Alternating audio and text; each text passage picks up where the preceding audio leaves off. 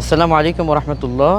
আজকে আরব সাগরের পাশে এটা খেজুর গাছের দৃশ্য আপনাদেরকে দেখাচ্ছি। এই যে দেখুন কত চমৎকার একটা খেজুর বৃক্ষ, আর নিচে একেবারে পাকা তাজা খেজুর পড়ে আছে। আমি এই যে এখানে একটা খেজুর আপনাদেরকে দেখাই, দেখুন একেবারে তাজা একটা খেজুর, মানে গাছ থেকে পেকে এই তাজা খেজুরটা এখানে পড়েছে।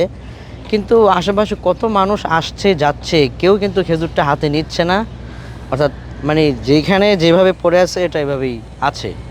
আমি বাংলা ভাষাভাষীদের জন্য বলবো যে পৃথিবীর বহির্বিশ্ব এতটা এগিয়ে কেন, বহির্বিশ্বের মান, তাদের অর্থনীতি কেন এত এগিয়ে, তারা কেন এত স্মার্ট, সারা পৃথিবীতে তাদের অর্থনৈতিক চাকা, অর্থনৈতিক শক্তি এত বেশি কেন তা জানেন?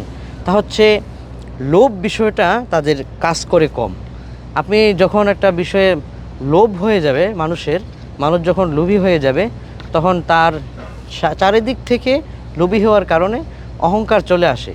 অহংকার আসলে এটা পতনের মূল হয়ে যায়। তো আমরা যেটা এই জেদ্দাতে সৌদি আরবে এসে দেখলাম যে কেউ কারো হকের দিকে তাকায় না। এটা হচ্ছে আজকে মেসেজটা দেওয়া যে অন্যের কোনো জিনিসের প্রতি ভ্রুক্ষেপ না করা, অন্যের কোনো জিনিসের প্রতি স্বাদ না রাখা, অন্যের কোনো জিনিসের প্রতি লোভ না রাখা, এটা সফল মানুষদের গুণ। তো এই সৌদি আরবের এই জেদ্দার এই খেজুর বৃক্ষের এটা যদি এটা বাংলাদেশে হতো, এ পর্যন্ত এই খেজুর এখানে কি থাকতো? নিশ্চয়ই। আমি দেখি গাছটা যদি একটু দেখাই কত চমৎকার গাছ ধরে আছে। যদি এটা আমাদের দেশে কারো হতো তাহলে কিন্তু গাছের এই খেজুরে কিন্তু অনেকে ওই নিচ থেকে ঢিল মেরে পর্যন্ত পেরে খেয়ে নিত। যে মালিকের অনুমতি নিতে হবে, এই বিষয়টা অনেকেরই খেয়াল থাকে না। এটা বাংলাদেশে অনেকেরই এটা করে থাকে।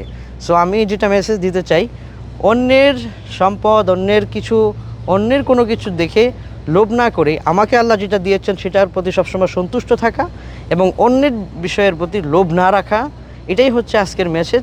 আর এটা যদি আমরা করতে পারি, ইনশাআল্লাহ আমরাও একদিন সারা পৃথিবীতে শক্তিশালী, বিশ্বস্ত এবং অর্থনীতির দিক থেকে আমরা অনেক দূর এগিয়ে যেতে পারবো ইনশাআল্লাহ।